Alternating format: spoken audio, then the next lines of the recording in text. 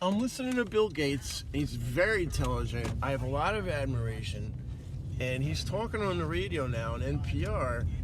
And his attitude is he's going to comply with the administration. He's not going to oppose it because he's a very much a pacifist. And he has almost like this Buddhist and almost hyper idealistic view of the world. And that's probably what also made him so wealthy. And I have the utmost admiration for Bill Gates, but I'm sorry, man. You know, this has gone one step too far, and it seems more all about them holding on to their money. Because if they opposed Trump, it would be like, oh, I'm gonna make a tariff on Microsoft, or I'm gonna, it disrupts your operations, and he could very well do that because he has the authority to do these type of wartime executive kind of orders and acts and cause total chaos, and that's the first thing a fascist wants to do.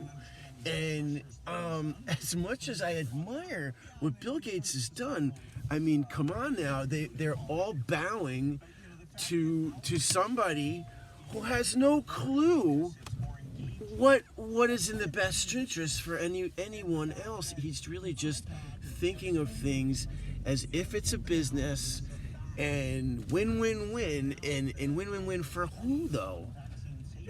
How on earth is the country going to improve? I don't know. But I'm listening to Bill Gates as I'm going down the road, feeling bad.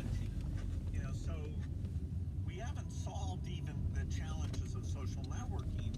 AI is much broader in terms of what it brings, and it's going to reshape the job market. No in shit. A dramatic way. Yeah, I got replaced by AI. I was working for Microsoft. As long as Tell me something I don't know, Bill. Meaning and purpose and all of that, and the debate about how we deal with the reduction in shortage of doctors, teachers, and yet what do we replace that with? I think that debate is still pretty simplistic, and not many good solutions that Microsoft's a partner of OpenAI, and I had an interview with Sam Altman, who's the CEO there, a couple of years ago. And when I asked him about the implications for the labor market, how people would make a living, who would be made redundant, his answer was kind of me. It certainly didn't put my mind at ease. Well, Sam does not pretend to have all the answers.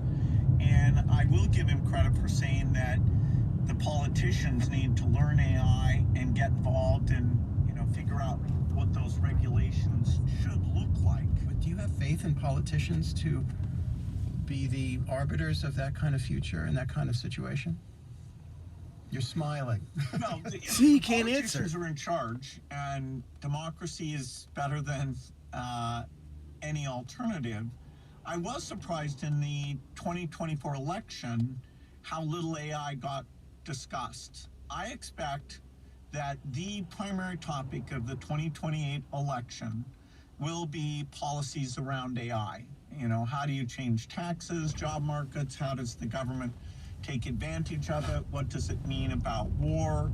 I can't imagine anything that would be nearly as important or as discussed. And so the political class is just slightly paying attention to this now, and that has to change.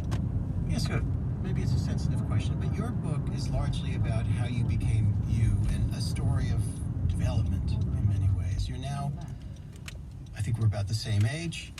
We both recognize we're not on the front nine of the golf course of life.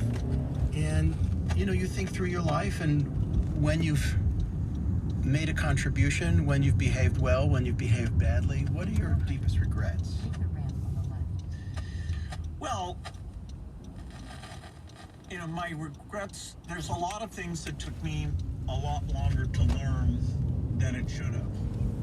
Drawing in people with different skill sets and not just being oriented towards kind of scientific IQ, that took me decades longer than it should have.